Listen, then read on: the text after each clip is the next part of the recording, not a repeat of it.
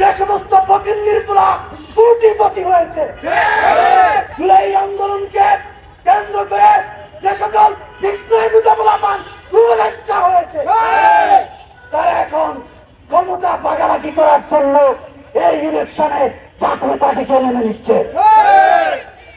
তাদের মধ্যে চেতনা যদি থাকতো, জাতীয় পার্টি সহ এই ইলেকশনে তারা যেতে পারে। আমরা আপনাদেরকে বলতে চাই,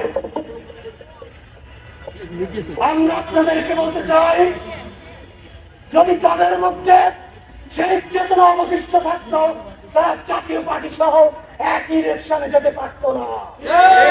কোন প্রতিবাদ আমরা দেখতে পাচ্ছি না।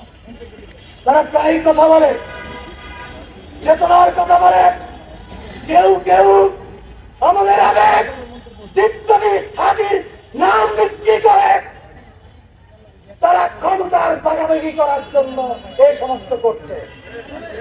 আমরা দেখতে পাচ্ছি আমরা কেমন বাংলাদেশ চেয়েছি। এই জুলাই বিপ্লবটাকে আজকে সারা বাংলাদেশে বিতর্কিত মনে করা হয়।